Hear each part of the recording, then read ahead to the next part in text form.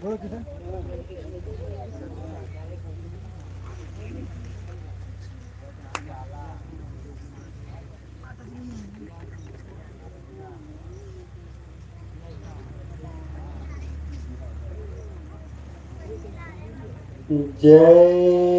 गुरुदेव नाम प्रभु का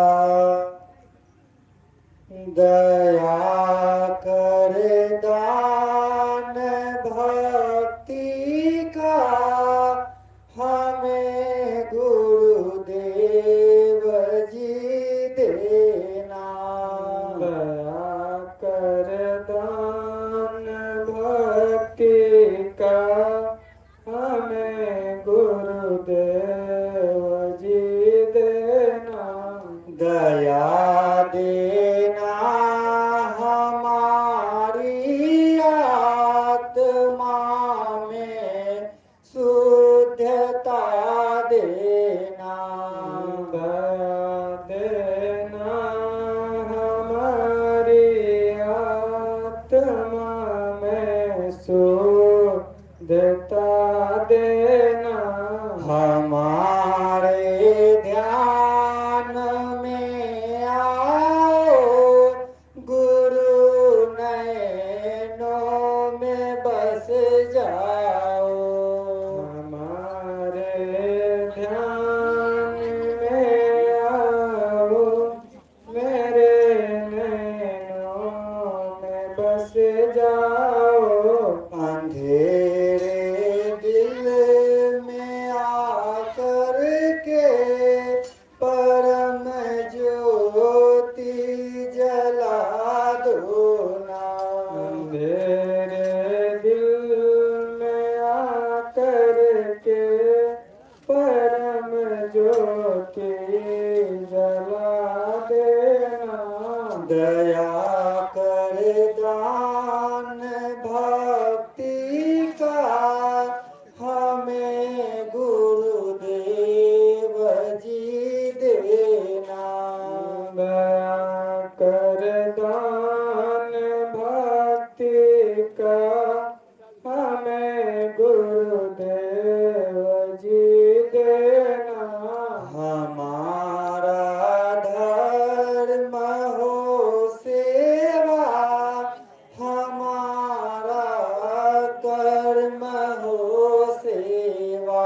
हमारा धर्म हो सेवा हमारा कर्म हो सेवा।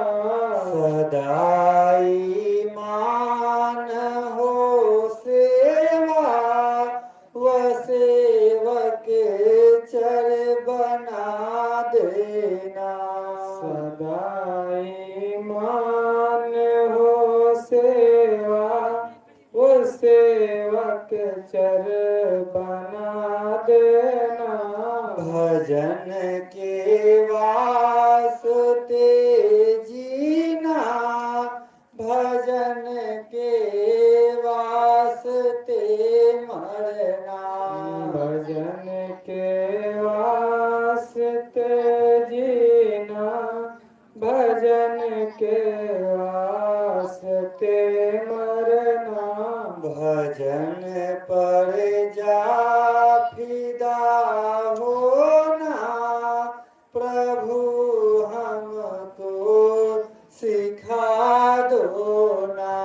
भजन पर जा फिदा होना प्रभु हमको सिखा दो ना। बहा दो प्रेम की गंगा दिलों में प्रेम का सागर। बहा दो प्रेम की गंगा दिलों में प्रेम का सागर। हमें आपस में मिल जुल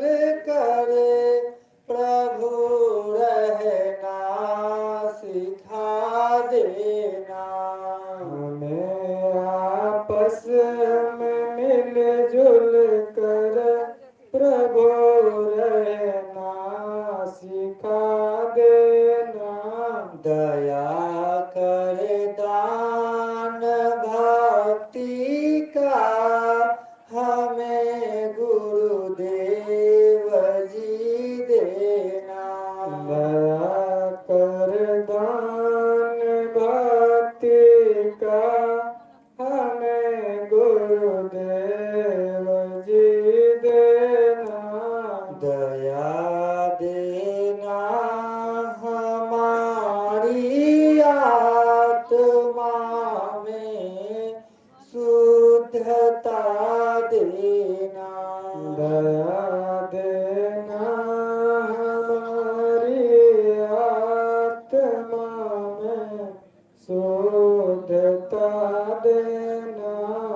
जय गुरुदेव नाम प्रभु का।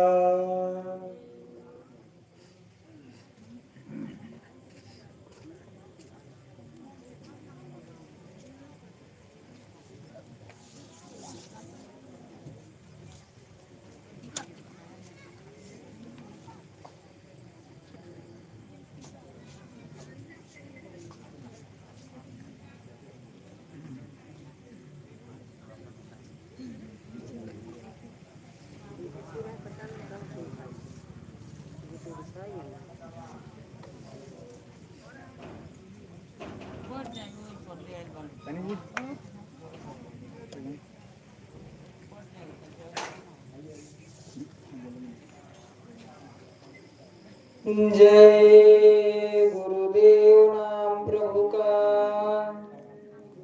नाम प्रभु का। मेरे सतगुरु मेरी बिगड़ी बनाना। मेरे सतगुरु मेरी बिगड़ी बनाना। मेरे सतगुरु मेरी बिगड़ी बनाना। मेरे सतगुरु मेरी बिगड़ी बनाना। नैया भंवर से पार लगाना। नैया भंवर से पार लगाना। मेरे सतगुरु मेरी बिगड़ी बनाना। मेरे सतगुरु मेरी बिगड़ी बनाना।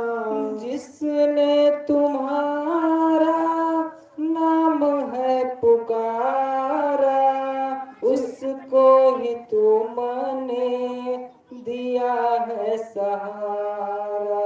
जिसने है तुमको नाम पुकारा उसने ही तुम दिया है सहारा। मुझ निर्बल की लाज बचाना। मुझे निर्बल की लाज बचाना। नैया भंवर से पार लगाना। नैया भंवर से पार लगाना। मेरे सतगुरु मेरी बिगड़ी बनाना। मेरे सतगुरु मेरी बिगड़ी बनाना। एक और मोह है एक और माया जाओ किधर को राह नहीं पाया। एक और मोह है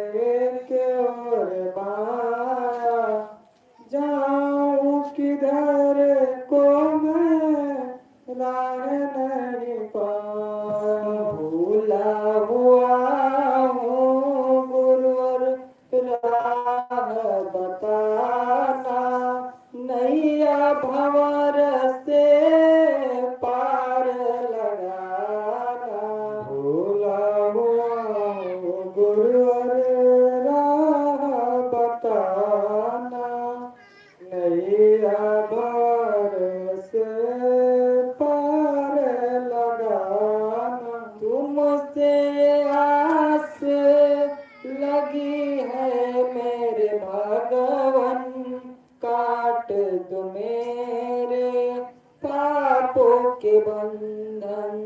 तुमसे आस लगी मेरे भगवन, काट दो मेरे पाप के बंधन। भीड़ पड़ी है ना, देर ना लगाना, नैया भार से पार लगाना। भीड़ पड़ी है नाथ, ना देर लगाना, नैया भार से पार लगाना। मेरे सतगुरु मेरी बिगड़ी बनाना, मेरे सतगुरु मेरी बिगड़ी बनाना। नैया भंवर से पार लगाना, नैया भंवर से पार लगाना। छोड़ के दर किस दर जाऊं, कौन है अपना किसको सुनाऊं। छोड़ के दर किस दर जाऊं, कौन है अपना किसको सुनाऊं। झूठा है मतलब का जमाना, नैया भंवर से पार लगाना। झूठे मतलब का है जमाना, नैया भंवर से पार लगाना। मेरे सतगुरु मेरी बिगड़ी बनाना, मेरे सतगुरु मेरी बिगड़ी बनाना। नैया भंवर से पार लगाना, नैया भंवर से पार लगाना। जय गुरुदेव नाम प्रभु का।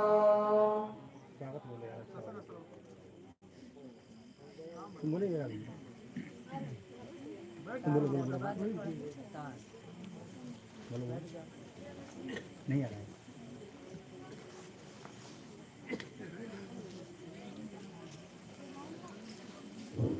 जय गुरुदेव नाम प्रभु का। जय गुरुदेव नाम प्रभु का। गुरुदेव तुम्हारे चरणों में सतकोट प्रणाम हमारा है। मेरी नैया उस पार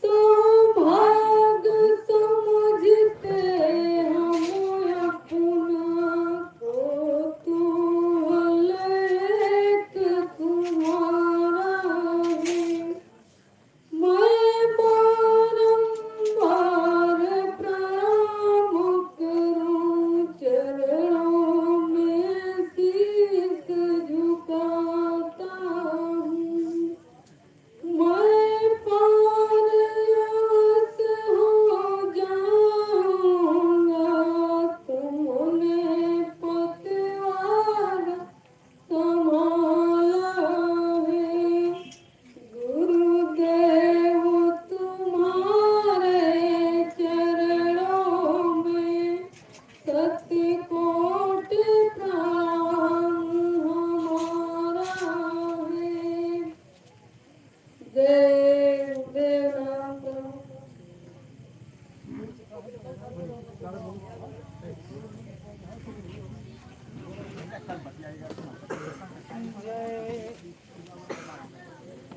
जय गुरुदेव नाम प्रभु का। जिसके दर्शन से तपते दिल में ठंडक सी बढ़ जाए, ओ सतगुरु आज है आए, ओ सतगुरु आज है आए। जिसके दर्शन से तपते मन में ठंडक सी बढ़ जाए, ओ सतगुरु आज आए, ओ दाता आज आए। हाँ, जिसके दर्शन से तपते दिल में ठंडक सी बढ़ जाए, ओ स्वामी जी आज है आए, ओ दाता आज है आए। इसके दर्शन से तपते मन में ठंडक से बढ़ जाए, ओ सतगुरु आज आए, ओ दाता आज आए। गुरुदेव नाम प्रभु का।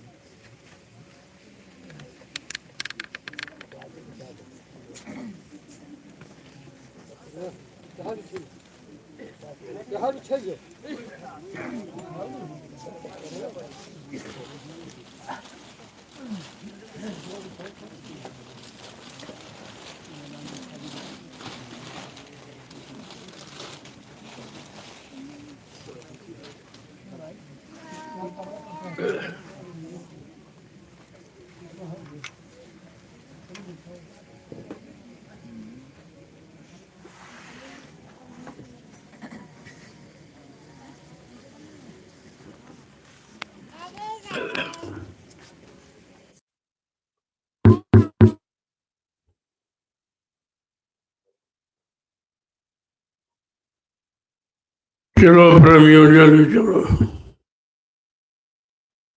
लगभग सत्संग का समय जब हो जाए तो तुरंत आ जाना चाहिए, ताकि कोई वचन छूटने न पावे कि ये बार बार फिर नहीं मिलेंगे।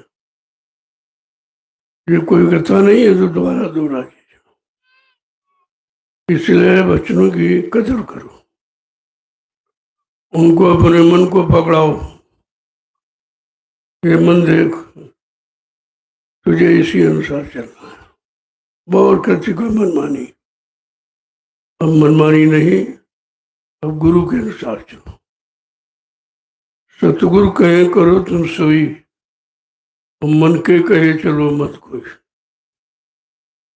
कहते कि अब तुमने 3 युगों से मन का कहना माना, अभी तो पड़े हुए नहीं निकल पाए, और इसके चक्कर में रहोगे तो कभी नहीं निकल पाओगे, क्योंकि ये निकलने वाला नहीं तो फंसने वाला है। इसलिए बहुत दिन आपने इसका साथ किया, भटकते भरमते रहे। अब जरा सतगुरु के वचनों को सुन लो, जो तुमको निकालने के लिए आए, घर पहुंचाने के लिए आए हैं। जरा उनके वचनों को सुनो। धीरे धीरे जब सुनने लगोगे तब सब समझ में आ जाएगा कि हमें किस तरीके से रहना है। अब किस तरीके से जो जीवन बचा है उसको कैसे निकालना, इस पर हमेशा नजर डालो, क्योंकि सारा जीवन तो चला गया व्यर्थ में, सब बेकार चला गया, कुछ नहीं मिला। अब जो जीवन बचा है उसमें कुछ अपने लिए कर लो। अपने मतलब जो तुम्हारे साथ है, ये जो आज तक आपने किया है कर रहे हो तुम्हारा नहीं है, तो पराया काम करते, और पराये काम में केवल मजदूरी मिल सकती है और कुछ नहीं। अब अपना काम करो।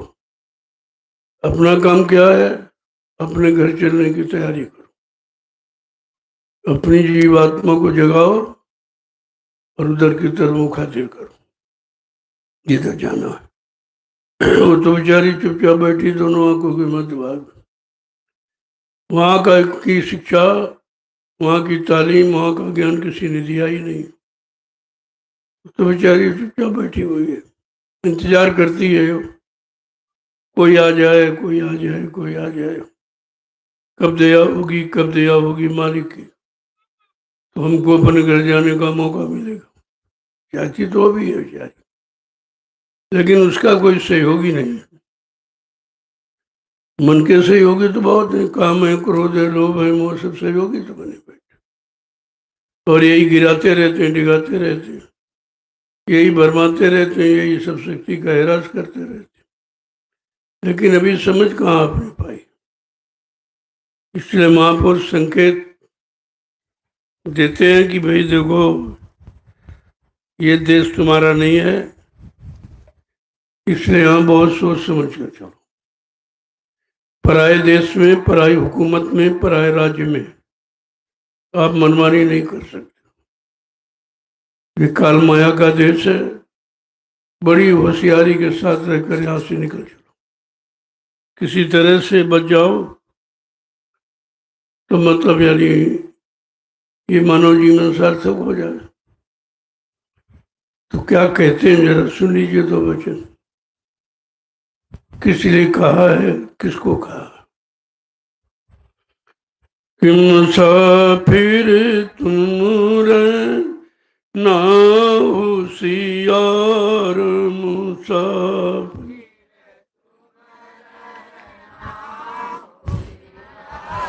मुसाफिर तुम ना होशियार,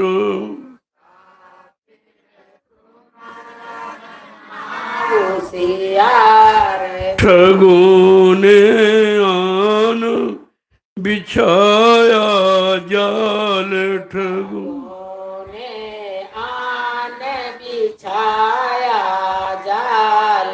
ये किसी ने नहीं बताया, लेकिन महापुरुष किस तरह जगा रहे हैं कि तुम मुसाफिर हो, तुम्हारे यहाँ कुछ नहीं, कुछ साल वर्षों के लिए आए हो, इसके बाद छोड़ के जाना पड़ेगा। जब आप मुसाफिर हो तो बहुत होश में रहो, क्योंकि चारों तरफ तुम्हारे ठगों ने डेरा डाला। ठग कौन है?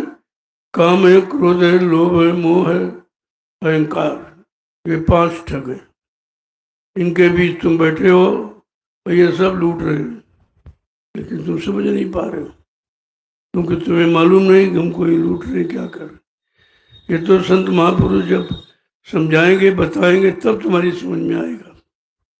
क्या कह रहे हैं कि अकेले मत जाना इस राह, अकेले मत जाना इस राह, अकेले मत जाना इस राह, अकेले मत जाना इस राह, गुरु बिन नहीं वो गा निर्वाह, गुरु बिन नहीं होगा निर्वाह, गुरु बिन नहीं वो गा निर्वाह, गुरु बिन नहीं होगा निर्वाह, मुसाफिर तुम रहना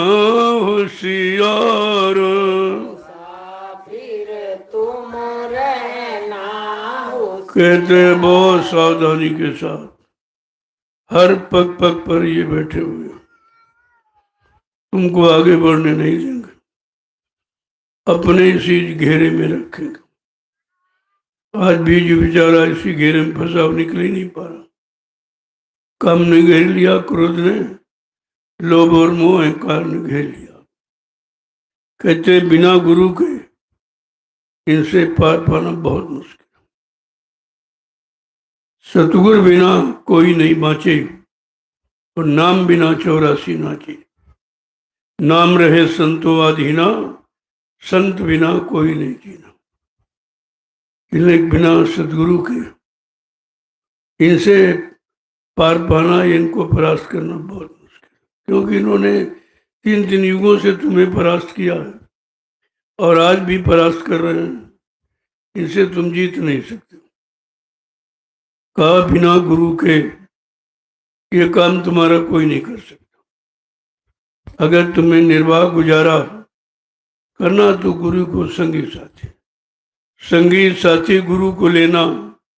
भेद इन्हीं का जाना है, सूरज शब्द का साधन करके अपने घर चढ़ जाना है, फंसना नहीं देश बिराना। बिल्कुल साफ साफ, ये देश तुम्हारा नहीं है, ये पराया है, इसमें रहो सतर्कता के साथ, होशियारी के साथ, धीरे से अपना काम बनाओ और निकल चलो। ये बुद्धिमानी है। क्या आगे क्या कह रहे हैं कि जमा सब लेंगे तेरी छीन, जमा सब लेंगे तेरी छीन, जमा सब लेंगे तेरी छीन, सब लेंगे तेरी छीन, करेंगे तुझको अपना दीन, करेंगे तुझको अपना दीन, मुसाफिर तुम रहना होशियार, मुसाफिर तुम रहना होशियार, ठगों ने आन बिछाया जाल, ठगों ने आन बिछाया जाल, कहते एक ठग क्या करेगी, तुम्हारा जमा पूंजी छीन ले, जो थोड़ा बहुत पुण्य पुण्य कमाया वो सब छीन ले, फिर तुमको अपना गुलाम, अपना दास बना के रखेगा। इसलिए तुम बहुत होशियारी के साथ, क्योंकि उनके बीच रहना बहुत मुश्किल है, कोई बच नहीं पाया, न ऋषि मुनि बच पाए, न योगी योगेश्वर बच पाए, न अवतारी से कोई नहीं बच पाएगा। सबको इन्होंने ठगा। लेकिन जब संत महापुरुष आए तो कहा अरे भाई बहुत दिन ठगे गए हो, अब इन ठगों से थोड़ा सावधान हो जाओ और धीरे से अपने आप को बचा को निकल चलो। क्या कहते हैं कि ठगों ने रोका सब संसार, ठगों ने रोका सब संसार। ठगों ने रोका सब संसार। ठगों ने रोका सब संसार। गुरु बिन पड़ी गई सब पर मार। गुरु बिन पड़ी गई सब पर मार। गुरु बिन पड़ी गई सब पर मार। गुरु बिन पड़ी गई सब पर मार। मुसाफिर तुम रहना होशियार। मुसाफिर तुम रहना कहते इन्हीं होशियार। 5 ठगों ने, काम क्रोध लोभ मोह अहंकार ने सारे संसार को रोक रखा। कोई नहीं निकल सकता। कोई काम में फंसा है, कोई क्रोध में, कोई लोभ में, कोई मोह में, कोई अहंकार में, कोई ईर्ष्या द्वेष में, सारे संसार को रोक कर रखा। कितने बड़े बलवान थे जिन्होंने संसार को रोक लिया। और कहते कि रोक ही नहीं लिया, अगर सच्चा सदगुरु नहीं मिला तो बहुत मार लगाई, सब तरह से मार लगाई। आप सबको रोक लिया और बाद में मार लगा रहा, काम की, क्रोध की, लोभ की, मोह की। ये ऐसी मार है कि जीव बेचारा समझ ही नहीं पा रहा। देख रहा कि ये सब मारते हैं, घायल करते हैं, कमजोर करते हैं, लेकिन फिर भी समझ नहीं पा रहा। क्यों? किसी ने समझाया नहीं, कोई ऐसा आया नहीं जो इनके बारे में बताता, भैया ये काम है, ये क्रोध लोभ मोह अहंकार ये तुम्हारे शत्रु हैं, ये तुम्हारा भला नहीं करेंगे, जब करेंगे नुकसान करेंगे, तुम्हारे शरीर की सारी शक्ति निचोड़ देते।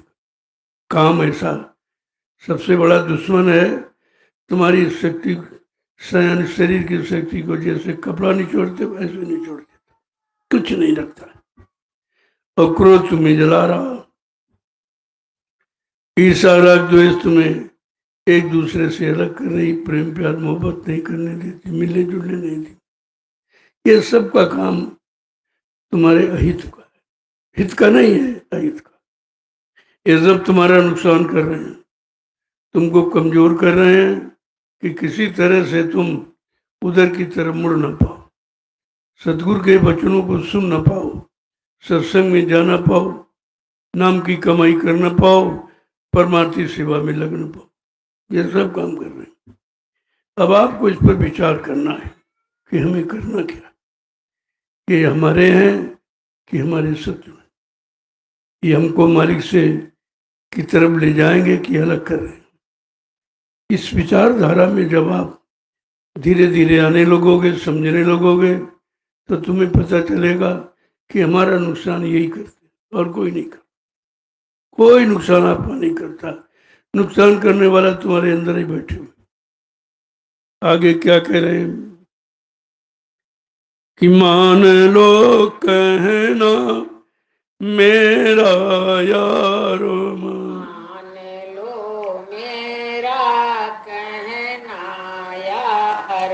मान लो कहना मेरा यारो, मान लो कहना मेरा यार।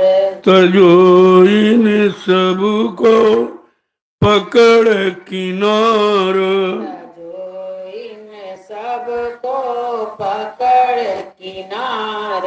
तजो इन सबको पकड़ किनार, जो इन सबको पकड़ किनार। मुसाफिर तुम रहना होशियार, मुसाफिर तुम रहना होशियार। ठगों ने आन बिछाया जाल, ठगों ने आन बिछाया जाल। सब प्रेम से समझा कहते हैं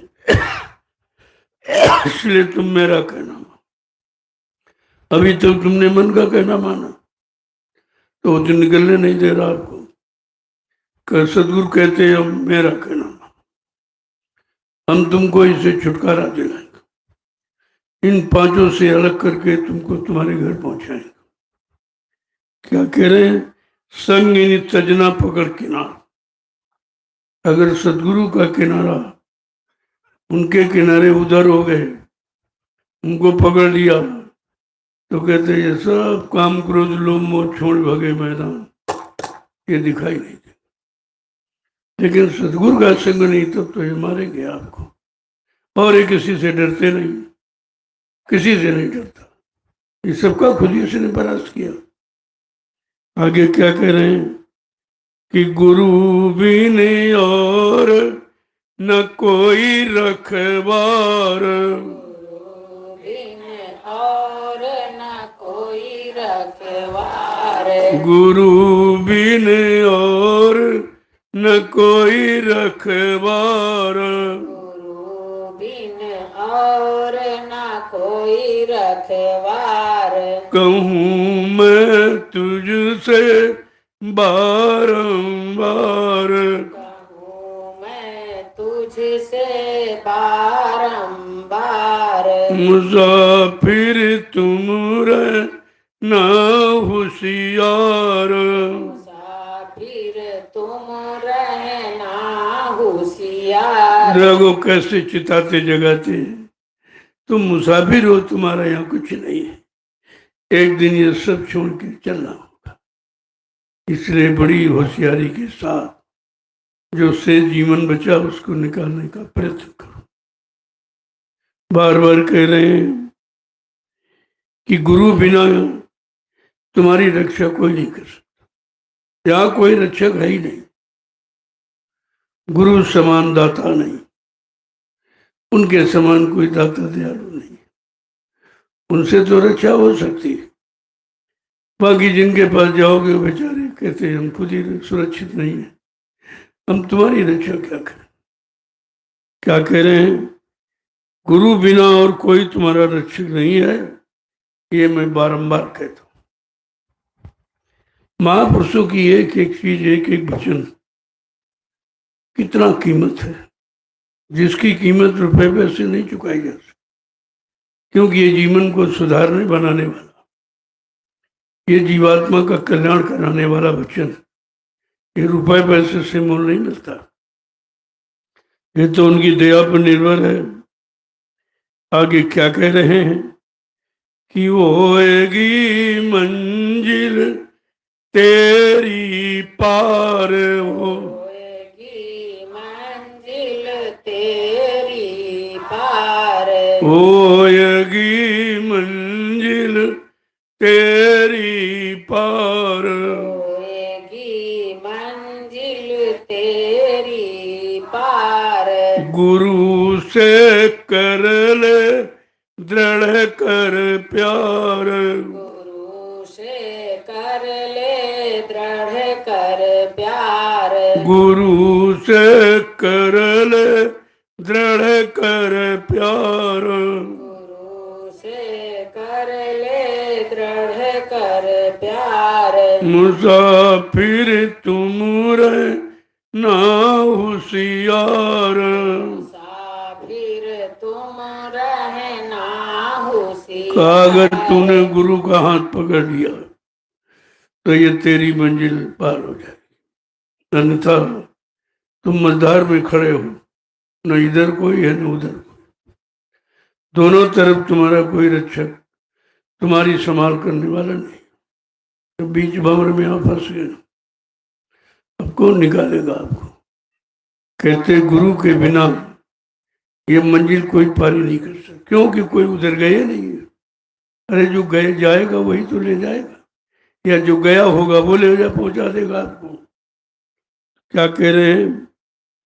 होएगी मंजिल तेरी पार। अगर इस भवसागर से पार होना चाहता है तो अपने सदगुरु दाता दयालु का हाथ पकड़, वो तुझे इस मंजिल से पार करने के लिए आया। वो इस भवसागर से निकालने के लिए ही आए हैं, इसलिए वो नाम नौका लेके आए। ये जय गुरुदेव नाम जहाज कहा था बच्चा, जय गुरुदेव का नाम का जहाज इतना बड़ा है, अगर सारा विश्व समाज से मेरे जहाज पर बैठ जाए तो मेरे जहाज का एक कोना ही भरेगा। कितनी बड़ी है। मैं कहते चले गए चले गए, ना जहाज गया न तुम गए। कहते वो चले गए, क्या खाली जहाज लौटा ले गए? अरे भाई जहाज तुमको लेने के लिए आया है और लेके जाएगा, ये वादा है, फिर खाली क्यों से चले गए? यही जीव की सबसे बड़ी अज्ञानता है। इसी अज्ञानता भूल भरम में बह गया और किनारे आके खड़ा था, फिर फिसल गया, फिर फिसल गया। कहते हैं पोपर अटकिया है, वो अब की चूके, फिर 84 जाओ। फिर बेचारे चूक गए, अभी फिर 84 की तरफ तैयारी कर रहे। जेल जो निकालने आया है वो तो कह रहा मैं निकाल के ले जाऊं, उन जीवों को ले जाऊंगा जो मेरे सहारे, जिनका केवल मेरा सहारा, दूसरा किसी का नहीं। एक ऐसा दे सब सदैव, सब साधे सब जाए। जिनकी ऐसी दृढ़ प्रतिज्ञा और संकल्प है वो कभी छूटेंगे नहीं, वो तो जाएंगे ही। क्या कह रहे हैं कि गुरु से, गुरु के चरण पकड़ ये सार, गुरु के चरण पकड़ ये सार, गुरु के चरण पकड़ ये सार, गुरु के चरण पकड़ ये सार। तो इंद्री भोग भुलावत झाड़, इंद्री भोग भुलावत झाड़। देखो कैसे जब चरणों को पकड़ लोगे तो इंद्रियों के एक गंदे रस भोगों के, इससे आपको छुटकारा हो जाए। वो उधर नहीं जाने देंगे आपको। जो अब उनकी तरफ चले गए तो फिर वो इधर नहीं आने देते। ऐसा पकड़ के रखे हैं कि तुम कितना भी मचलो कि नहीं नहीं ये चाहिए, कहते नहीं। तो वो सब कुछ हो गया है, अब तुमने हाथ पकड़ा है तो मेरा कर्तव्य है कि तुमको घर पहुंचाना। देखो कितनी बड़ी बात है। अब बेचारा जीव नहीं समझ पा रहा। इतना सत्संग आपको सुनाया गया है जितना तो शायद किसी को नहीं मिला। मैं 15 वर्ष से लगातार पूरे हिंदुस्तान में घूम घूम कर सत्संग ही सुनाता रहा, गुरु के वचनों की याद दिलाता रहा। इस तारीख में ये कहा था, इस तारीख में ये कहा, इस तारीख में, अभी तो कुछ हुआ ही नहीं, तुम क्यों भटक रहे हो? और बिना वो काम किए जाएंगे नहीं, क्योंकि उनका वादा है ना मुझे कोई मार सकता, ना मुझे कोई धोखा दे सकता, ना मुझे कोई धन दौलत सामान से खरीद सकता।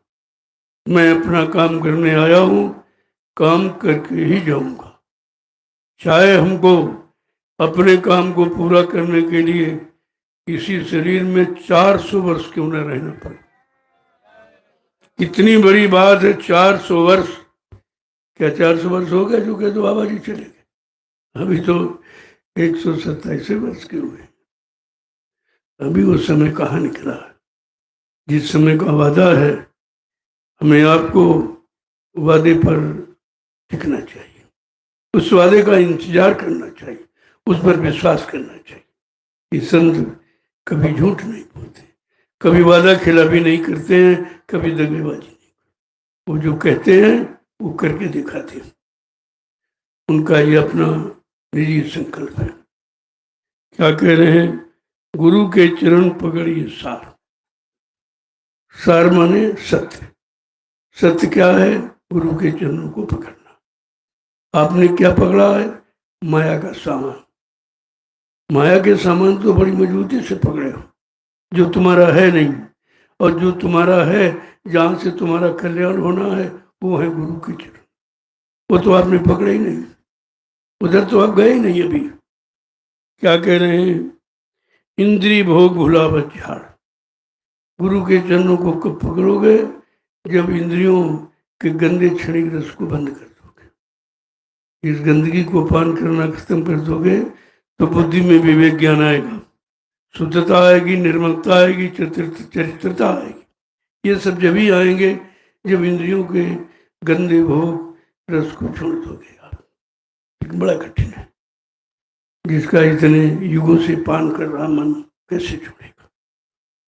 बड़ा छूना उसका मुश्किल है, लेकिन कहते हैं संत महापुरुष क्या नहीं कर सकते, वो उनके लिए कोई असंभव या नहीं है, बशर्ते तुम उनकी बात मान लो, उनके वचनों को मान लो और उनकी तरफ चल पड़ो, तो कुछ असंभव नहीं है।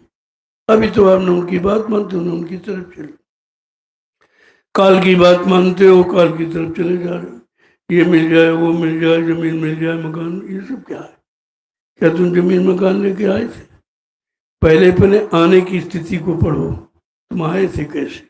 नंगे, अकेले आए, कोई साथ में भी नहीं आया, और कोई सामान लेके नंगे आए थे। नंगे तो पैदा हुए थे आप, कोई कपड़ा पहन के नहीं पैदा हुए, कुछ नहीं लाए थे। जब चलोगे ये सब यहीं रखवा लेगा कि जैसे आए थे वैसे ही जाओ। ये तो सामान हमने तुमको अपना दिया है, हमारे देश में रहने आए हो तो हमारा सामान का प्रयोग कर लो आप, लेकिन चलते समय हमारा सामान दे दीजिए। वो सब रखवा लेगा। खेती है, दुकान है, दफ्तर है, मकान है, बच्चे हैं, पति है, तो सब रखवा लेगा। सिर्फ तुम अकेले, शरीर भी रखवा लेगा। शरीर भी ले जाने नहीं देगा जिसके लिए रात दिन चिंता करते हो, खिलाना पिलाना सजाना, इसी जो जुटे पड़े हो, ये भी नहीं ले, इसको भी ले लेगा। लड़की आए चुपचाप, ये भी हमारा है, ये भी हमारा है, जो इसके लिए तुमने सामान बनाए वो भी हमारा है, और जो रुपया पैसा धन दौलत जमा वो भी हमारा है। सब रख लीजिए आप। नंगे आए थे नंगे जाइए। तब कहते रहे हम तो कुछ समझ नहीं पाए, हम तो समझते सब हमारा है, हमारा, इसी में सारा जीवन खपा दिया और अपना कुछ बनाया नहीं, क्योंकि तुमको अपना मालूम नहीं कि अपना क्या है। ना तुम्हारा शरीर है, ना ये सामान है, ये काल भगवान का है, तुम्हारी सिर्फ जीवात्मा है। उसके लिए आपने कुछ नहीं किया, जो तुम्हारी है उसके लिए आपने कुछ किया ही नहीं, क्योंकि उसके बारे में किसी ने आपको बताया नहीं था। ये शरीर तुम्हारा नहीं है, सामान तुम्हारा नहीं, ये देश तुम्हारा नहीं है, कि सिर्फ तुम्हारी जीवात्मा, शरीर भी तुम्हारा नहीं। अब शरीर की हिफाजत हम क्यों करते हैं? क्योंकि हमारी जीवात्मा का कब्र है, इसी में है, इसी में बैठी है, इसलिए हम कब्र की सुरक्षा करते हैं कि कब्र अगर बना रहेगा तो जीवात्मा सुरक्षित रहेगी। इसीलिए कब्र को भोजन लगा तो भोजन दे दिया, कपड़े पहना दिए, मोटे महीन यानी सीजन के अनुसार, और बीमार हुआ तो दवा दे दी। ये सब आप करते हैं, लेकिन ये किसके लिए करते हैं? कब्र के लिए, कि कब्र सुरक्षित बना रहे। जितने ज़्यादा दिन कब्र सुरक्षित रहेगा उतने ज़्यादा दिन जीवात्मा रहेगी, और जितने ज़्यादा दिन जीवात्मा रहेगी उतने दिन ज़्यादा भजन कर लेगी। बस सिर्फ इसके लिए आपने किया था, लेकिन बात आपकी समझ में कहाँ आई? ये तो किसी ने बताया नहीं आपको, और न कोई बताएगा, ये कोई नहीं बताएगा। अब तो चर्चाएं समाप्त हो गई हैं, क्योंकि गुरु के बारे में किसी को जानकारी नहीं, किसी को कोई जानकारी नहीं। कहाँ गए, क्यों गए, कब आएंगे, नहीं आएंगे, क्योंकि आपने भगाया है, आपने आदेश नहीं माना है, उनके वचनों को नहीं माना है। कहा कि अगर तुम नहीं मानोगे तो मैं चला जाऊंगा। जब 40 लोग जो आश्रम में रहते थे, उनसे बुला के कहा, देखो बच्चा, तुमने भजन नहीं किया और तुमने लाखों लोगों का अन्न खाया, बहुत कर्जा तुम्हारे पर, न तुमने भजन किया, न तुमने सेवा की, न सेवा दी कभी। लिहाजा अब तुम सब लोग घर जाओ, भजन करो, तुम्हारा आश्रम में रहना ठीक नहीं। कोई नहीं गया, कोई, किसी ने आदेश नहीं माना। दोबारा करे, भाई घर चले जाओ, 10-10 लाख रुपए ले लो, एक एक गाड़ी ले लो, आप घर चले जाइए और भजन करो। लेकिन कोई नहीं गया। कहते हम कहाँ जाएं, क्योंकि ये जो आराम जो मिल रही थी वो है नहीं कहीं, जो भोजन मिल रहा था उतना अच्छा भोजन कहीं नहीं था, इतनी अच्छी कहीं व्यवस्था नहीं थी, जाते कहाँ। तो कहने लगे ऐसा है बाबा जी, तुम ही कहीं चले जाओ, हम लोग नहीं जाएंगे, तुम ही चले जाओ। कहा ठीक, अगर बच्चा तुम नहीं चलोगे तो मैं ही चला जाऊंगा।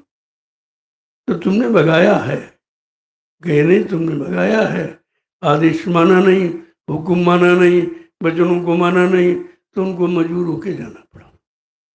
लेकिन जाने का मतलब ये थोड़ी कहा मैं शरीर से चला जाऊंगा, ये कहा मैं कुछ दिनों के लिए तुम्हारे से दूर चला जाऊंगा और ऐसी जगह चला जाऊं तुम ढूंढ ही नहीं पाओ। फिर मैं अपनी इच्छा से समय पर आऊंगा, अपने समस्त वादों को पूरा करके दिखाऊंगा, लेकिन तुम मेरा इंतजार भजन करके करते रहना। क्या किसी ने इंतजार किया भजन करके? ये तो सब भाग गए, उधर भाग गया, उधर भाग गया, उधर भाग गया। गुरु को छोड़कर चेलों के पास चले गए। ये भी बोल गए गुरु पार करेगा कि चेला पार करेगा। वो भी चेला जो गुरु को नहीं है, जो गुरु का नहीं है वो कैसा चेला? जिसने गुरु को नहीं बख्शा क्या तुम्हें बख्श देगा? कम से कम विचार करो, जिसने गुरु को नहीं बख्शा क्या तुम्हें बख्श देगा? वो सब भूल गए एकदम, कोई वचन समझ में नहीं आया। जो इतने दिन सत्संग सुनाया गया उसका कोई असर प्रभाव नहीं रहा, और धीरे धीरे धीरे धीरे आपने अपनी सब बिगाड़ ली, सब बिगाड़ी, कुछ नहीं बचा तुम्हारे पास। फिर भी दयालु हैं, दया की कि एक बार फिर इनको बता दो, फिर इनको जानकारी दो, एक मौका दे दो। सुधर जाए अच्छी बात है, नहीं फिर मैं अपना हाथ हटा लूंगा, फिर कुदरत की इच्छा होगी वो करेगी। तो ये आपको एक मौका मिला इसमें, जो ये संकेत संदेश हो रहा है, ये आपको मौका मिला। आपकी घर चूक गए फिर आपको माफी नहीं मिलेगी। ये माफी का समय है, हो सकती है आप पर दया हो सकती है, माफ भी किया जा सकता है, लेकिन अगर अब की बार चूक गए फिर 84 जाओ, फिर कोई तुम्हारे पर हाथ नहीं रखे। कहा था मैं अपना बरदस्त जो हटा लूंगा तो कुदरत नंगा नाच करेगी। कुदरत का नंगा नाच देखा नहीं जाएगा, वो तो विनाश का होगा। कुदरत ने महाभारत में नाच किया कि बचा, उधर राम संग्राम में अपना नृत्य किया, कुछ बचा? सब साफ हो गया। इसलिए कुदरत का नंगा नाच बहुत खराब होगा, उसमें जीव को अपने आप को बचाना बड़ा मुश्किल हो जाए। इसलिए महापुरुष पहले से याद दिलाते हैं, अगर बचना चाहो तो गुरु का हाथ पकड़ लो, उनकी शरण में चले जाओ तो तुम्हारा बचाव हो सकता है। अन्यथा यहाँ कोई बचाने वाला नहीं, वो खुद ही नहीं बच पाएंगे, तुम्हें क्या बचाएंगे? देखो कितनी बड़ी बात है, ये सब आपको बताया गया ऐसा नहीं है, लेकिन मैं फिर से दोहरा रहा हूँ कि भूल गए तो फिर याद करो, लेकिन करना भजन, इधर उधर की बातें बंद करके भजन। मैं इसीलिए, और भजन आश्रम पर होगा, घर में नहीं हो। अगर घर में भजन होता तो लोग आश्रम पर क्यों जाते? जंगलों में भजन नहीं हुआ, कंदरा गुफाओं में नहीं भजन कर पाए बेचारे, कहीं नहीं हो पाया। जब होगा तो आश्रम पर होगा। कलयुग में आश्रम में निर्माण है, और जब जब आश्रमों पर लोग गए तब तक उनका भला हो गया। आपने सुना होगा कि अगर वाल्मीकि जी का आश्रम ना होता तो सीता की इज्जत नहीं बचती। कहाँ रहती? गर्भावस्था में थी, कहाँ रहती, कौन रख लेता? इतिहास है कि हमेशा नारियों की इज्जत आश्रम से बची, और कैसे? शकुंतला की यानी इज्जत आश्रम से बची थी। ये सब प्रमाण है, ऐसा नहीं है, प्रमाण है। लेकिन तब आश्रम गिने चुने थे, लेकिन अब आश्रमों की भरमार है, क्योंकि आश्रमों की जरूरत है। लेकिन वो आश्रम जहाँ पर शब्द की शब्द चर्चा होती, वो आश्रम नहीं। व्यापार धंधा वाले, वो सेवा चंदा इकट्ठा करने वाले आश्रम, वो आश्रम नहीं है। उनको आश्रम मत समझना, धोखा हो जाएगा आपको। आश्रम वही है जहाँ पर सत्य सेवा का संदेश होता है, सत्य और सेवा में लगाया जाता है। उनको कहते आश्रम, जहाँ लोग अपना अपना श्रम करके रहते हैं। इसलिए आश्रमों का निर्माण करना अनिवार्य है। उससे बाबा जी ने तो जब दूरदर्शी बनाई तो आपसे क्या कहा था, केंद्र में 25 महात्मा होंगे, उसी तरह से यानी प्रांत में, जिले में, तहसील में, ब्लॉक में, न्याय पंचायतों में एक एक महात्मा, उनके द्वारा संचालन होगा। ये नेता फेता नहीं है, ये प्रधानमंत्री राष्ट्रपति कुछ नहीं, ये सांसद विधायक भी कुछ नहीं, वो सीधे सेवादार, सेवादार भजनानंदी 2 शब्द रहेंगे। वो सेवादार होगा और सेवा के बाद भजन करेगा। उन आश्रमों पर से जब संचालन होगा तब सबको सुख शांति मिलेगी, तब सबको न्याय सुरक्षा मिलेगी, तब तुमको रोजी रोटी मिल जाएगी, तब तुम्हारी ये आबरू बच जाएगी। अन्यथा बहुत मुश्किल है। इतना समय खराब आ गया है कि बचना बहुत मुश्किल है। काल का इतना दौड़ है, क्योंकि महापुरुष ने कह दिया, अरे भाई काल अब तुमको जाना पड़ेगा। तुमने बहुत लोगों को ठगा है, बहुत लोगों का चरित्र गिराया, बहुत लोगों को नरकों में भेजा, ये सब तुमने किया, कर रहे हो, लेकिन अब नहीं चलेगी, अब तुम्हारी नहीं चलेगी, अब तुमको जाना। और आवा लगा दी, कलयुग को भगाऊंगा, कहा अगर नहीं जाओगे तो मैं भगाऊँ, मार भगाऊंगा, कलयुग को भगाऊंगा और सतयुग को लाऊंगा। कितना बड़ा काम, किसके लिए? आपके लिए। क्यों आप परेशान हैं, आप दुखी हैं, आप बीमार हैं, आपको न्याय सुरक्षा रोजी रोटी नहीं मिल रही है, सब तरह से आप परेशान। सारे परेशानी दूर करने का एक ही बिंदु है, दूरदर्शी, इसके अलावा नहीं। जब तक दूरदर्शी नहीं आएगी तब तक कुछ नहीं होगा। चाहे कितने तुम चुनाव करा लो, चाहे कितने प्रधानमंत्री राष्ट्रपति बदल डालो, लेकिन सुख शांति आपको नहीं मिलेगी। ये चैलेंज है महापुरुष का, ऐसे नहीं मिलेगी। इसलिए का वो समय तुम्हारे नजदीक है, उसी समय को लाने की तैयारी की जाए, और हमें आपको उसी का इंतजार करना चाहिए कि अच्छा समय कब आएगा, सुख शांति का समय कब आएगा, न्याय सुरक्षा मिलने का समय कब आएगा, सबको रोजी रोटी, सबका अपना अधिकार मिलने का समय कब आएगा। ये हमेशा विचार करना चाहिए। उसी की तैयारी हो रही, हम तो उसी की तैयारी में लगे। धीरे धीरे धीरे धीरे धीरे धीरे सब तुम्हारी समझ में आ जाएगा, और ये सत्संग सुनाते सुनाते परिवर्तन हो जाएगा। परिवर्तन और कोई वो पिछले युग वाला नहीं, मार काट से होगा, नहीं, वो परिवर्तन नहीं था, वो तो सुधार था, केवल सुधार, और वो भी संघार के द्वारा किया। लेकिन कलयुग का सुधार संघार से नहीं होगा, प्रेम से होगा। सबको सम्मान देकर, सबको अच्छे सच्चे भाव सबके अंदर पैदा करके, सबको शाकाहारी सदाचारी बनाकर तब परिवर्तन होगा। इसीलिए तो सब किया जा रहा है। तुम कहते हो परिवर्तन नहीं हुआ, तो कितने लोग शाकाहारी बन पाए? तुम ही नहीं बन पाए। अभी कह दिया जाए पूर्ण शाकाहारी कोई नहीं। अभी तो मोटा मोटा आपसे कहा जा रहा है मुर्दा मांस शराबदारों ने करना। इतना ही केवल नहीं है, झूठ बोलना, छट खपट करना, व्यभिचार कुपचार करना, दगेबाजी करना, घूस रिश्वत पर लेना, ये सब मांसाहार में तो आता है, और बहुत कठिन है। शाकाहारी बनना बहुत कठिन, लेकिन धीरे धीरे शुरुआत कर दी गई कि पहले खान पान शुद्ध करो तो तुम्हारे विचार शुद्ध होंगे। जब विचार शुद्ध होंगे तब तुम्हारे कर्म शुद्ध होंगे। जब कर्म शुद्ध होंगे तो बुद्धि तुम्हारी अच्छा काम करेगी, तब तुम्हारे बनने की शुरुआत होगी। तो इसलिए शाकाहारी शब्द बहुत बड़ा है, बहुत बड़ा शब्द है।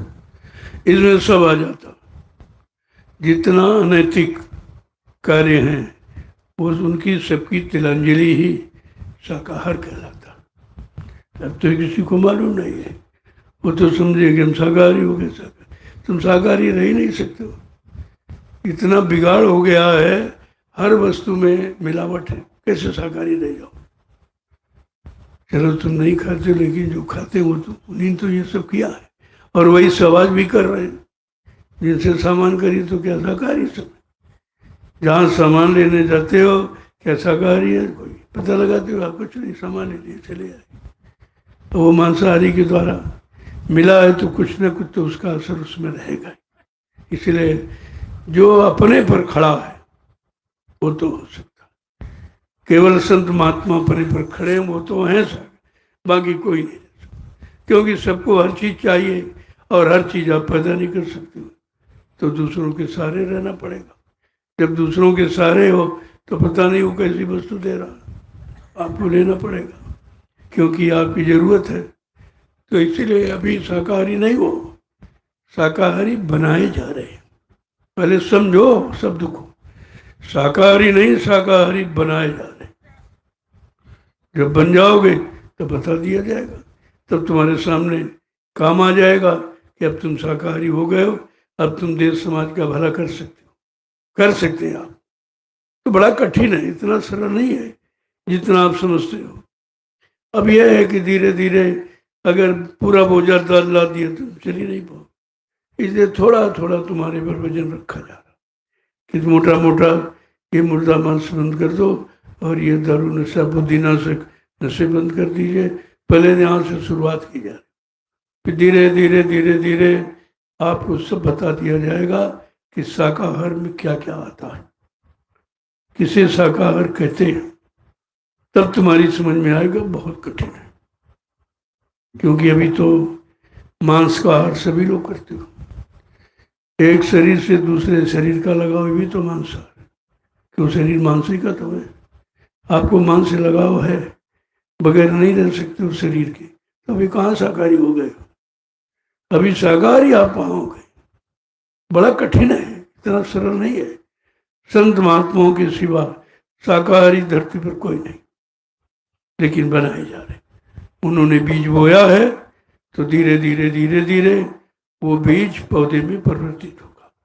जब पौधे में परिवर्तित होगा तो फल और छाया भी देने लगेगा, तब कई लोगों को लाभ मिलेगा। समझेगा हाँ, इसलिए महापुरुषों ने मेहनत की थी, इसलिए हमारे लिए, हमको अच्छा सच्चा बनाने के लिए, हमको सुख शांति दिलाने के लिए, हमको न्याय सुरक्षा रोजी रोटी पाने के लिए उन्होंने ये प्रयास किया था कि अगर शाकाहारी हो जाएगा वो सबके प्रति प्रेम और श्रद्धा का भाव रखेगा।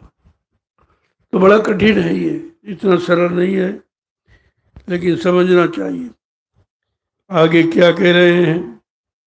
यही है ठगिया करत ठगार, यही ठगिया करत ठगार, यही है ठगिया करत ठगार, यही है ठगिया करत ठगार।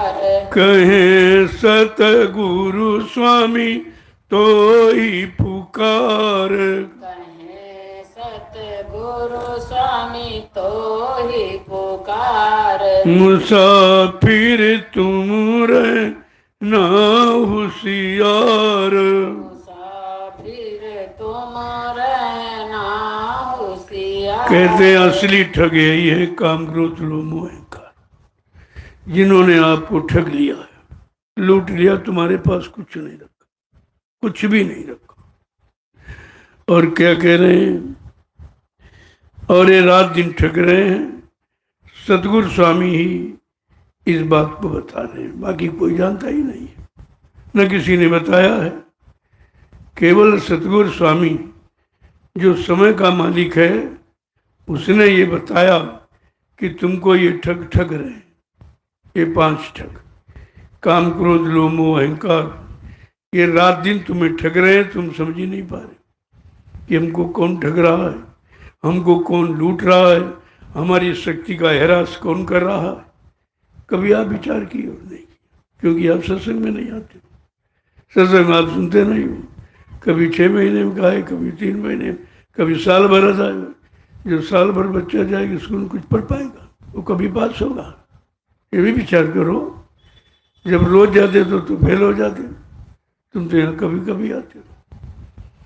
कहने का कि करिए नित सत्संग, बाधा सकल मिटाए, फिर ऐसा अवसर ना मिले दुर्लभ नर्तन पर। हर रोज प्रतिरोज सत्संग करो, करो, पढ़ो पढ़ाओ, सुनो सुनाओ नहीं, पढ़ो करो। जब करनी पर उतारा होगे तो करनी सत्य होती है। करनी ज्ञान की जननी है, वो आपको अनुभव कराएगी। अनुभव ही सब कुछ, अनुभव ज्ञान की जननी है। जब अनुभव हो जाएगा तो आपके पास पक्का ज्ञान, फिर तुमसे वो कोई अलग नहीं कर सकता। क्या कह रहे हैं? शरण में आ जा ले मुसमार शरण में, नाम संग हो जा होए उद्धार। नाम संग हो जा होए उद्धार। नाम संग हो जा होए उद्धार। संग हो मुसाफिर तुम रे ना होशियार।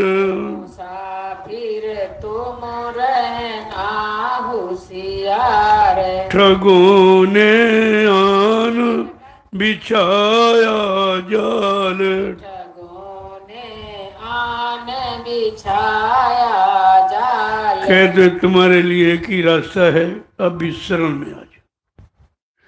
जो इधर उधर भाग रहा है तो धीरे से अब शरण में आ जा, तो तेरी संभाल हो जाएगी।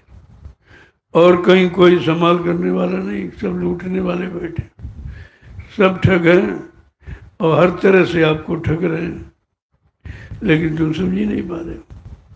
ठगे जा रहे हो फिर भी नहीं समझ पा रहे। कहा अभी तुम्हारे लिए एक मौका है कि तू शरण में आ जा, मैं तेरी संभाल कर लूँगा और तुझे नाम के साथ जोड़ करके तेरा उद्धार कर दूंगा। दोनों बातें, कि नाम से जोड़ करके तेरी आत्मा का उद्धार कर दूंगा। देखो कितना बड़ा वादा है जो सृष्टि में आज तक किसी ने नहीं। फिर भी तो तुम्हारी मति मारी गई है, तुम्हारी समझ में नहीं आ रहा। इतना बताने सुनाने समझाने पर भी तुम्हारा मन कुछ पकड़ ही नहीं पा रहा। कहीं सो रहा है, कहीं आलस में जा रहा है, कहीं भाग रहा है। यहाँ बैठे हो लेकिन तुम यहाँ बैठे नहीं हो। यहाँ तो केवल शरीर तुम्हारा रखा हुआ, मन तो कहीं और है। तुम कहीं और हो, मन कहीं और है, फिर कैसे काम बनेगा? एक है साधे सब सदे, सब साधे सब जाने। अगर तुमने एक आधार नहीं बना पाया और एक जगह नहीं टिक पाए तो भाग दौड़ में कुछ नहीं मिलेगा, कुछ हाथ आने वाला नहीं है।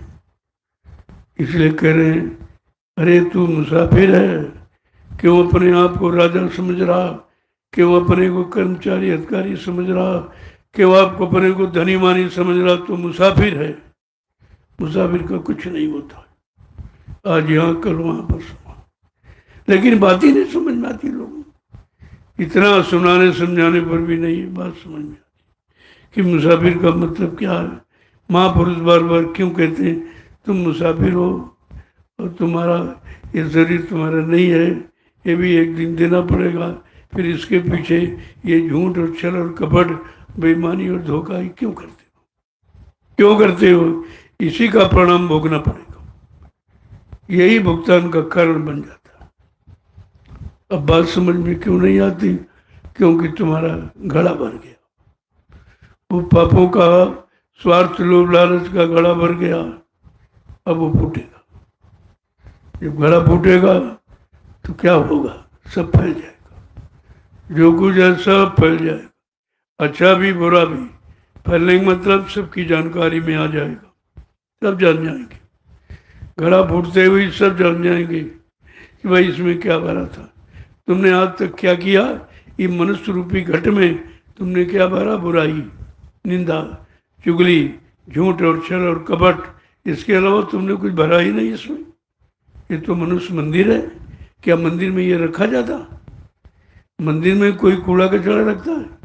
जो नकली मंदिर ईंट पत्थर का, उसमें भी शुद्धता और सफाई रखते।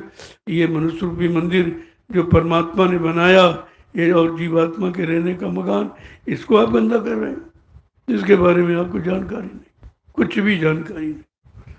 तो ये है, जब सत्संग सुनोगे तब समझ में आएगा कि हम कहाँ खड़े हैं, हमें कहाँ खड़ा होना चाहिए, हमारा सच्चा स्थान क्या है, तब आपकी कहीं समझ में कुछ आए। जय गुरुदेव नाम प्रभु का। जय गुरुदेव नाम प्रभु का। अब आप लोग खड़े हो जाओ। देखो आपने दिन में परिश्रम किया है, परमार्थी संदान सेवा की है, तो कुछ शरीर में आलस था।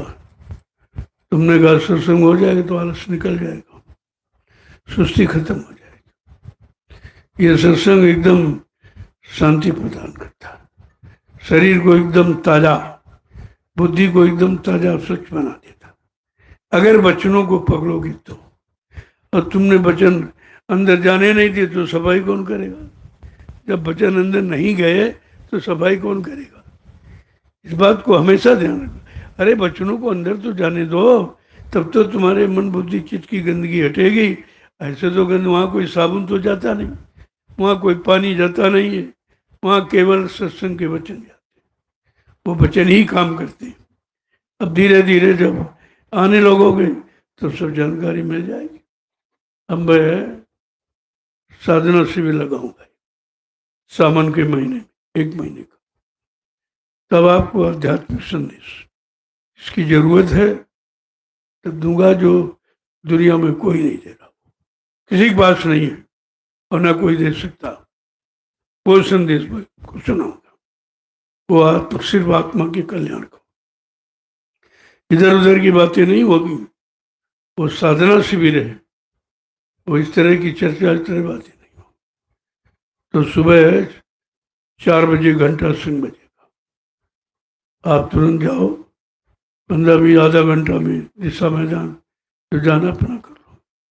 इसके बाद आ जाओ भजन पर, 5 बजे से भजन, 5 बजे से भजन पर बैठ जाओ और 1 घंटा 6 बजे तक। मैं 6:30 बजे मंच पर आ जाऊंगा और अपने सामने बैठा लूंगा कि भजन कैसे होता है, ध्यान कैसे होता है, सिमरन कैसे होता है, क्यों नहीं होता है ये भी बताऊंगा। ये सब जानकारी दूंगा उस साधना शिविर में। और इसके बाद सत्संग आपको मिलेगा। जब सत्संग मिलेगा बिल्कुल ताज़ा हो जाएगा, ताजे हो जाओगे, एकदम हरे भरे। और इसके बाद सेवा भी चले जाओ, ताकि कोई समय खराब न जाने पाए, खाली न मन जाए। जब खाली कर दो तो इधर उधर भागेगा ही। इसीलिए इसको सेवा में ही, साधना में, फिर यानी सत्संग में, फिर सेवा में इसको लगा दीजिए। तो ये धीरे धीरे धीरे शांत हो जाएगा, फिर ये कहीं नहीं जाएगा। अभी आप इसको काम ही नहीं देते हो, काम देते नहीं, आलस करते रहते हो। जब आलस कर दोगे तो उसको मौका मिल गया सोने का, ये का, उसका उसका उसका, और इसी में तुम मस्त रहते हो। तुम समझते हो बहुत कुछ कर रहे, तुमने कुछ किया ही नहीं अभी तक। अभी तक कुछ नहीं किया, शुरुआत भी नहीं की। करना कराना बहुत, शुरुआत भी अभी किसी ने नहीं की है। इसलिए मैं साधना शिविर लगाऊंगा सावन के महीने, 1 महीने की होगी वो। उसमें आपको पूरी ट्रेनिंग मिल जाएगी कि हमको किस तरह से अपने जीवन में रहना है, किस तरह से हमारी दैनिक चर्या होनी चाहिए, दैनिक दिनचर्या, वो सब जानकारी आपको दूंगा। इसलिए यूट्यूब पर डाल दो अभी से कि साधना शिविर लगने जा रहे, आध्यात्मिक रूहानियत सत्संग सुनने का समय आ गया। अब आप उसको सुने और धीरे धीरे अपने घर की तरफ ध्यान रखो। मैं इधर की बात करता ही नहीं हूँ, मैं तो उधर चलने की बात कर रहा हूँ। अब आप इधर फंस गए हो तो कैसे निकलोगे, इसलिए थोड़ा बहुत इधर भी बताता हूँ कि ऐसे निकलोगे, ऐसे निकलोगे। चलो कुछ सेवा में लग जाओ, कुछ इसमें, इस मन को फुर्सत न दो। खाली मन शैतान का घर है, इसको सब मतलब फुर्सत न दो बिल्कुल। कोई न कोई अच्छे सच्चे काम में लगाए रहो। जय गुरुदेव नाम प्रभु का। जोर से बोलो, सब मिल बोलो, बोलना होगा। अभी से बोलो, का दुख दर्द हरेंगे, जय गुरुदेव सब कष्ट मिटेंगे, जय गुरुदेव सुख शांति भी देंगे। जय गुरुदेव सबके दाता, जय गुरुदेव सबके मालिक, जय गुरुदेव प्रेम से बोले जय गुरुदेव ये नाम नहीं इंसान का, ये नाम है प्रभु का ये काम नहीं इंसान का। ये काम है प्रभु का देखो मैं इस नाम का परिचय दे रहा हूँ। ये नाम क्या क्या काम करेगा, ये रोज दोहराता हूँ आपसे कि किसी तरह की शंका न हो जाए कि हमारा काम होगा कि नहीं। इसमें सबका शामिल, सारे विश्व का काम, एक का नहीं सबका शामिल है। ऐसा ये नाम अब की बार प्रभु का आया, ये प्रभु का है, ये किसी आदमी इंसान का नहीं है। वो जितने नाम थे वो इंसानों के थे, वो आदमियों के थे, आदमी शकल में आए, उन्होंने यही काम किया। वो नाम ये है सीताराम राधे श्याम। लेकिन ये इंसानों का नाम नहीं है, ये प्रभु का नाम है। इसी बात को लोग अभी तक नहीं समझ पाए, ये नाम क्या है, ये नाम की महिमा क्या है। जो इसमें थे वो भी नहीं समझ पाए, भाग गए छोड़ के, उनको भी नहीं पता चला। अब वो पश्चाताप करेंगे, वापस लौटेंगे, तब तक कितना समय निकल जाएगा। फिर पछताने के सिवा उनके हाथ कुछ नहीं लगेगा। इसीलिए कहा था बाबा जी ने कि जिन्होंने नहीं सुना, नहीं माना किया, वो तो पछताएंगे, लेकिन जो करके चले गए वो तो रोएंगे, उनको तो रोना पड़ेगा। जो आके चले गए, शरण में आए, भाग गए, चले गए, उनको रोना पड़ेगा।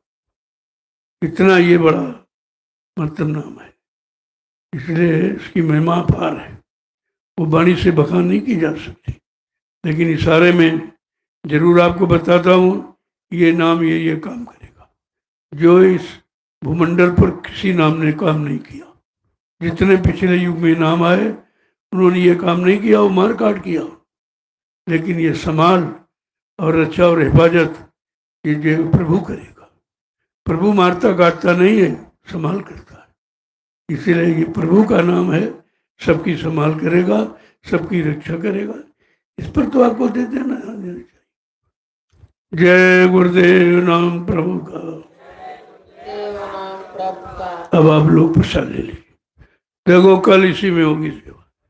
ये जितनी घास है उसको आपको निकालना। कल सुबह जल्दी 5 बजे सत्संग, शाम को दूंगा, सुबह नहीं दूंगा। शाम को सत्संग सुनना, सुबह 5 बजे, ताकि धूप न हो। फिर धूप हो जाएगी, आप काम नहीं कर पाएंगे। 5 बजे उठो और तुरंत खेत में पहुंच जाओ, और 8-9 बजे तक करो, बंद करो। धूप में नहीं करना, तब तक नाश्ता तैयार हो जाएगा, आपको मिल जाएगा। फिर पूरे दिन चाहे भजन करो, सत्संग करो, चर्चा करो, आपको कोई सेवा नहीं। केवल सेवा सुबह 5 से 8 3 घंटे की, उसे आप कर लीजिए, आपके लिए अच्छा रहेगा। मैंने इसीलिए समय का चुनाव किया है कि भाई इस समय धूप ज़्यादा तेज हो रही, धूप में रहना थोड़ा बीमारी का कारण बन सकता है। इसलिए सुबह 5 बजे देखें कौन कितनी जल्दी इस आदेश का पालन करके खेत में जाता, वो दया पाने का अधिकारी होगा। वही दया पाने का अधिकारी है जो समय से आदेश का पालन करता है। तो कल आपको कितने 5 बजे बस उठो और सीधे अपना खेत में चले जाओ। कहीं दूर तो जाना नहीं, पास ही में। और वहीं पर आपको 9 बजे तक करना है, और 4 घंटे, केवल 4 घंटे आपको करना है। इतने में काम हो जाएगा। बहुत लोग हो, निराई का काम हो जाएगा, और जो बचेगा वो शाम को हो जाएगा। शाम को 5 बजे से फिर जब मौसम ठंडा हो जाए तो 5 से और 7 2 घंटे, उसके बाद सत्संग। ये सब चीज़ें आपको मिलेंगी। आपको यहाँ पर इधर उधर भटकने नहीं दिया जाएगा, खाली नहीं बैठने दिया जाएगा। खाली बैठोगे तुम्हारा मन इधर उधर भागेगा। इसलिए मन पर नियंत्रण करना है, कंट्रोल करना है। उसको सत्संग में लगाओ, सेवा में लगाओ और भजन में लगाओ। 3 साधन है, आप कहीं लगा लीजिए आप। जय गुरुदेव नाम प्रभु का। कितना अच्छा मौका कलयुग में मिला, जहाँ त्राईमाम को राम मचा हुआ। जहाँ कत्लेआम मचा हुआ है, व्यभिचार कुपचार यानी बिल्कुल एकदम नंगा नाच हो रहा है, वहाँ तुमको सत्संग मिल रहा है। ये छोटी बात है, बहुत बड़ी बात है। इसका मतलब तुम्हारा भाग्य अच्छा है, किस्मत अच्छी है, जो बुरे समय में अच्छे काम में आके लग गए हो। यहाँ आ गए हो, सुरक्षा, पूरी सुरक्षा। और तुम कहीं चले जाओ तुम्हारी कोई सुरक्षा नहीं है, केवल इसी आश्रम। आश्रम तो बहुत बने हैं, वहाँ भी सुरक्षा नहीं, वहाँ भी तुमको लूट लिया जाएगा, क्योंकि वहाँ भी लुटेरे बैठे हैं, सेवा दो पैसा दो, छीन लेंगे, जबरदस्ती कर लेंगे। ये केवल यही आश्रम ऐसे हैं जो आध्यात्मिक है। यहाँ हर आश्रम के आगे आध्यात्मिक शब्द लगा हुआ है। ये भौतिक नहीं है जो लूटपाट किया जाए। आपको समझ लेना चाहिए ये आध्यात्मिक शब्द से आश्रमों को क्यों जोड़ा गया है, और नहीं किसी ने जोड़ा। कहीं आप चले जाओ किसी आश्रम पर आध्यात्मिक शब्द नहीं मिलेगा, वो केवल यही मिलेगा नैमिषारण्य में, और कहीं नहीं। तो विचार आपको करना चाहिए कि आपकी सुरक्षा की पूरी व्यवस्था है। जब तक आश्रम में रहोगे किसी तरह की कोई नहीं मुसीबत, कोई मुसीबत कष्ट नहीं आने। ये जगह सुरक्षित है, ये जगह जगी हुई, ये 88,000 ऋषि मुनियों की जगाई हुई जगह है। ये छोटी मोटी जगह नहीं, बहुत बड़ी जगह है। और इस पर विचार करो आप, तभी आपको यहाँ लाया गया और आपको काम में लगाया गया। बेकार हम नहीं बैठने देते, कुछ न कुछ करते रहो तो मन इधर उधर नहीं जाएगा। इसी मन की तो निगरानी करनी है आपको, और क्या करना, और कुछ नहीं करना। केवल मन की निगरानी करो कि यह गलत जगह न जाने पाए, ये बुरी वासनाओं में न जाने पाए, बुरे चिंतन में न जाने जाए, बुराई में न जाने पाए, और आपको कुछ नहीं करना। इसी की देख रेख करो। जय गुरुदेव नाम प्रभु का। देखो जो ये सेवा आपसे भाव, मैं तो मांगता नहीं हूँ, सभी को मालूम है। जो आप अपनी इच्छा से, श्रद्धा से, सेवा भाव से देते हैं, मैं इसी में लगा दूँ, सब तुम्हारी सुविधा में लगा दूंगा, इधर उधर नहीं सब। और आप देख रहे हो, तुम्हारी सुविधा के लिए मैंने 7 आश्रमों का निर्माण कर दिया। इसी छोटी सी तुम्हारी सेवा से कितना बड़ा काम हो गया। इसको लोग समझेंगे तब उनके होश उड़ जाएंगे कि इतनी छोटी सेवा में इतना बड़ा काम। तो काम करने की भावना होनी चाहिए, तब काम होगा। और लूटने की, ठगने की, ऐसो आम करने, ऐसो आराम करने की भावना तो कुछ नहीं होगा, कुछ भी नहीं होगा। इसलिए इस पर विचार किया करो। एक एक तुम्हारी पाई इधर उधर होने नहीं दूंगा, ये मेरी जिम्मेवारी है। इधर उधर नहीं, जो खर्च होगी तुम्हारी सुविधा में, तुम्हारी व्यवस्था के लिए खर्च करूंगा, अन्यथा नहीं, इधर उधर नहीं कुछ। ये सबको पता हो गया कि हमारी सेवाओं का दुरुपयोग नैमिषारण्य नहीं होता है। यही एक ऐसा स्थान जो कि ये 88,000 ऋषियों की तपोभूमि है, इसलिए यहाँ पर ऐसा कोई गंदा, कोई स्वार्थी काम नहीं होगा, नहीं होगा।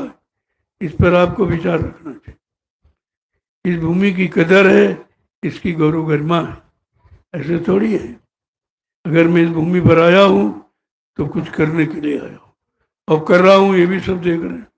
जो कोई नहीं कर पाया वो यहाँ हो रहा। सब बड़ा ताजुब करते हैं, सब कैसे हो रहा है। हमने कहा कैसे हो रहा है तुम नहीं समझ पाओगे, जब आओगे तब समझोगे कैसे हो रहा, कौन कर रहा। जय गुरुदेव नाम प्रभु का। चलिए आप लोग जल्दी से। भोजन तैयार है? क्यों भाई भोजन कोई बोल ही नहीं रहा? बोलना चाहिए तुमको, याद याद क्या व्यवस्था तुम्हारी रहती है। भोजन भी तैयार है, ये प्रसाद ले लो सत्संगा, इसके बाद लाइन में बैठ जाओ, भोजन प्रसादी भी ले लो। देखो जो मिल जाया करे उसे ले लिया करो। भीड़ ज्यादा है, सेवादार कम है, तो ऐसा मत किया करो। जो मिल जाए वो प्रसाद है, उतनी में संतुष्ट हो जाओगे, उतने में तुम्हारी आत्मा तृप्त हो जाएगी। क्योंकि प्रसाद का लाभ अलग है, भोजन का अलग। ये भोजन प्रसादी है, इसलिए थोड़ा अगर मिल जाए उतने में संतुष्टि हो जाए। लेकिन एक बात ध्यान रखो, ये प्रसाद है, जितना खाओ उतना ही लो, थाली में बचना नहीं चाहिए। अगर इधर उधर तुमने गिरा फेंक दिया, तुमने प्रसाद का अपमान किया तो दंड के भागीदार बनोगे, लाभ नहीं मिलेगा। इसलिए थाली को पी धो के पी जाओ, एक भी शीत गिरने न पावे। ये है मर्यादा भंडारे की, उतना लो जितना खाओ। इधर उधर फेंक, तो मैं देख रहा हूँ सब ले लेते फिर इधर उधर फेंकते हो, तो तुम फिर भंडारे का लाभ नहीं पाओगे, फिर तुम्हारे लिए प्रसाद नहीं रहा। इसलिए प्रसाद का तिरस्कार नहीं करना, उतना लो जितना खा सको, और लोगे दूसरे प्रेमी के काम आ जाएगा। तुमने ना अपने लिए रखा ना उसके लिए, और फेंक दिया, ये क्या मतलब है? फिर इसका हानि उठानी पड़ेगी आप, क्योंकि अन्न का कर्जा सबसे बड़ा होता, सबसे बड़ा कर्जा अन्न का है। इसलिए इस कर्जे को सेवा में बदल दो, जितना कहो उतनी सेवा कर दो, तो उसका कोई कर्जा नहीं लेते। इसीलिए मैं तो सेवा रखता हूँ, सेवा इसीलिए रखता हूँ कि भोजन करो या तो भजन करो या सेवा करो। दो तरीके हैं भोजन के कर्जे को अदा करने के, या तो भजन करिए खूब या फिर सेवा करिए। भजन तो आपसे होगा नहीं, मैं जानता हूँ अच्छी तरह से, सेवा हो सकती है, इसीलिए मैंने सेवा रखी हुई है। कोई ना कोई सेवा आपके लिए सोच के रखता हूँ। अभी गुरु पूर्णिमा आ रही है, लाखों लोग आएंगे, उनके लिए भी सेवा है। ऐसा नहीं कि उनके लिए सेवा नहीं, वो तो लाखों लोग होंगे, एक दो नहीं, जिनकी कोई गणना गिनती नहीं कर सकता। इतना बड़ा जन सैलाब उमड़ेगा 30 जुलाई को, लोग देखते थे हैरत में हो जाएंगे। ये जंगल में इतनी भीड़, अरे बस्ती में शहरों में तो सभी लोग इकट्ठी कर सकते, लेकिन जंगल में कोई नहीं कर सकता, किसी की बस की बात नहीं। कोई प्रधानमंत्री मंत्री भी नहीं कर सकता जंगल में निस्वार्थ इतने लोगों की भीड़। वो 30 तारीख को देखने को मिलेगी। आप सारा हिंदुस्तान क्या पूरा विश्व जान जाएगा कि नैमिषारण्य में क्या हो रहा, उस तपोभूमि पर क्या हो, जहाँ 88,000 ऋषियों ने तपस्या की। कम से कम 88,000 तो लोगों को आना ही है, उससे उतनी तो भीड़ हो ही जाएगी जितनी ऋषि मुनियों ने तपस्या की थी। इस बात का भी ध्यान में रखो, ये भीड़ उन्हीं की है जिन्होंने तपस्या की थी। अब तुम उनको क्या पहचानोगे, तुम्हारे पास पहचान तो है नहीं कुछ। जय गुरुदेव नाम प्रभु का। चलो आप लोग चलो, लोगों इस प्रसाद को संभाल के रखा करो। ये लाची वाची दाना मत समझना, ये करोड़ों रुपए हीरा चांदी इसके मुकाबले कुछ नहीं। जो काम ये करेगा वो रुपए पैसे काम नहीं करेगा, वो काम ही करेगा। बशर्ते तुम्हारे अंदर श्रद्धा, सेवा, प्रेम होना चाहिए, विश्वास होना चाहिए, तभी तो काम करेगा। चलो जल्दी करो, ले लीजिए आप। देखो झंडे की परिक्रमा एक हमारा अनोखा पैगाम है, ये जो सृष्टि में आज तक किसी ने नहीं कहा कि झंडे से काम होगा। ये भी एक अनोखा है, अब काम हो रहा है, लोगों का भला हो रहा है, कल्याण हो रहा है, क्योंकि ये झंडा किसी व्यक्ति विशेष का नहीं है, ये झंडा प्रभु का है। अगर प्रभु का झंडा है तो प्रभु करेगा सब, अब प्रभु ही करता धरता है, अब उसी की सारी सृष्टि, वो तो मालिक है, वो तो सब कुछ कर सकता है। लेकिन अब तुम प्रभु की बात समझते नहीं हो। जितने नाम आए प्रभु के नहीं थे, वो काल शक्तियों के थे, लेकिन अब की बार जो कलयुग में आया वो प्रभु का है। वो तुम्हारा भला, तुम्हारा कल्याण, तुम पर दया, तुम्हारी पर रक्षा और संभाल करने आया है। जय गुरुदेव नाम प्रभु का। बड़ा लोग आश्चर्य करते हैं कि इन्होंने प्रभु नाम कैसे जोड़ दिया। हमने कहा ये तुम्हारी शंका का समाधान हमने किया। पहले तुम कहते थे प्रभु नाम, जय गुरुदेव नाम किसका, जय गुरुदेव नाम किसका, इसका मतलब आपको मालूम नहीं था, तो मैंने कहा प्रभु का। अब पूरा कहो जय गुरुदेव नाम प्रभु, सारी शंकाओं का समाधान हो गया। ये नाम किसी आत्मा महात्मा का नहीं, आदमी इंसान का नहीं है, जय गुरुदेव नाम प्रभु का है। अभी शंका का समाधान हो गया, सीधा सीधा पूरा नाम लियो, माने जय गुरुदेव नाम प्रभु का, ये सब हो गया। तो हमेशा विचार करो किया करो, यहाँ से कोई ऐसी चीज नहीं मिलेगी जिसमें तुम्हारे में कोई शंका हो, कोई तुम्हारा नुकसान हो, कोई तुमको बहकाया भरमा में आ जाए, ऐसा काम इस यहाँ से नहीं, क्योंकि ये तपोभूमि है, यहाँ से कोई ऐसा काम नहीं होगा। जय गुरुदेव नाम प्रभु का।